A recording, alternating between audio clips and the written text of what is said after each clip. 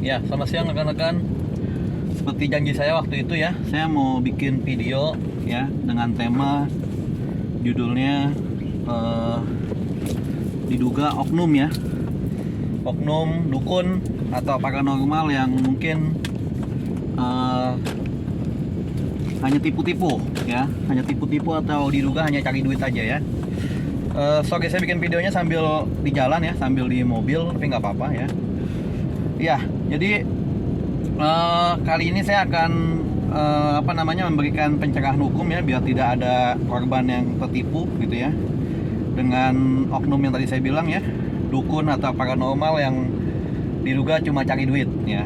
Jadi ada ciri-cirinya nih ya, kalau misalnya paranormal ini hanya tipu-tipu gitu ya, diduga oknum ya, saya bilang ini oknum ya, bukan paranormal ya, tapi oknumnya gitu ya. Ya mungkin kita tahu lah ya, mungkin paranormal ada yang baik, ada yang jahat gitu ya. Ada yang tujuannya betul-betul tolong, ada juga yang tujuannya cari duit gitu ya. Tipu-tipu lah ya, bahasa tipu-tipu ya. Nah, biasanya dia menggunakan kedok agama gitu ya. Kedok agama dengan pura-pura ya berbaik hati gitu ya. Seperti itulah ya. Jadi itulah ciri-ciri oknum yang diduga paranormal yang tujuannya cuma tipu-tipu atau cari duit gitu ya. Terus pura-pura bisa kerasukan gitu ya, kerasukan mungkin dewa dewi gitu ya, kayak gitulah ya. Jadi ini salah satu modus yang penipuan gitu ya. Atau bisa juga dia pura-pura bisa kirim energi gitu ya, jarak jauh gitu ya, tapi meminta tarifnya cukup besar ya. Kadang meminta tarifnya konsultasi aja udah mirip kayak pengacara gitu ya. Pengacara aja mungkin ada juga yang masih kita pro bono gitu ya, gratis ya. Minta konsultasi 500.000 misalnya gitu ya. Terus cuma dipegang doang sebentar, dibilang pengobatan 500.000 lagi gitu ya. Jadi inilah jenis yang bisa dibilang emang tujuannya cuma cari duit, bukan nolong gitu ya. Jadi hati-hati juga untuk teman-teman atau rekan-rekan di sana, di luar sana ya. Hati-hati tertipu. Bahkan mungkin kalau sudah ada yang tertipu bisa bikin laporan polisi aja gitu ya. Kalau emang merasa tertipu, apalagi sudah berobat sudah cukup banyak tapi kok nggak ada faedahnya gitu ya, nggak ada manfaatnya, bikin laporan polisi aja lah. Itu tipu-tipu itu ya, kayak gitu ya. Jadi hati-hati untuk teman-teman. Ya masih banyak sih di luar sana mungkin yang tujuannya emang baik, menolong gitu ya. Tapi banyak juga oknum-oknum yang tadi saya bilang ya, tujuannya cuma cari duit ya. Hati-hati gitu ya, biasanya modusnya seperti itulah, berkedok agama gitu ya. Kalau saya bilang ini berkedok agama gitu ya, ya mungkin istilahnya kadang berpura-pura yang tadi saya bilang ya, di rumahnya ada kayak patung-patung gitu ya, ada patung dewa dewi lah, ada patung para dewa lah dan sebagainya. Ini akal-akalan aja gitu ya, diduga akal-akalan aja. Jadi hati-hati gitu ya, hati-hati. Terus juga biasanya kalau yang paranormal atau dukun yang seperti ini biasanya rumahnya bagus gitu ya. Ya kalian lihat aja nih, kalau rumahnya bagus, mau ada mobilnya gitu ya, ya ini udah pasti tipu-tipu lah ya, diduga tipu-tipu gitu ya. Apalagi mengenakan tarifnya cukup gede gitu ya, cukup besar. Nah ini hati-hati juga nih, karena sekarang cari uang susah gitu ya. Banyak orang memanfaatkan kelemahan-kelemahan kita gitu ya.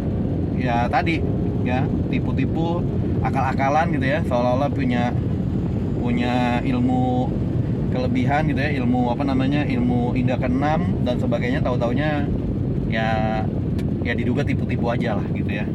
Jadi hati-hati untuk teman-teman. Sekali lagi saya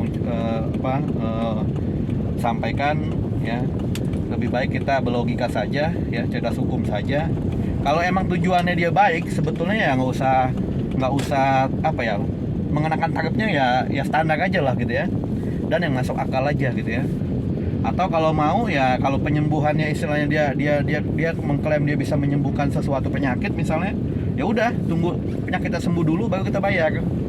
Jadi jangan kita bayar dulu ya. Kalau kita bayar dulu nanti kan uang udah masuk gitu ya. Kalau uang udah masuk ya kita nggak bisa ngapa-ngapain lagi gitu ya.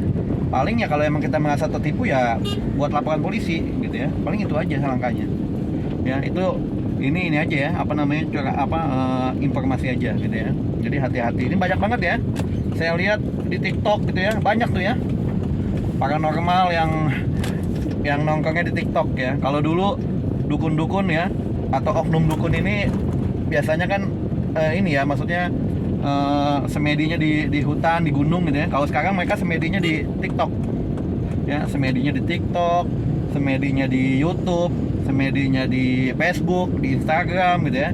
Jadi memang mereka ini cari duit ya. Kalau mereka mau nolong orang harusnya ya tidak seperti itu juga lah ya. Mungkin saya ambil contoh misalnya Ibu Ida Dayak misalnya ya. Nah, Ibu Ida Dayak itu bagus tuh ya.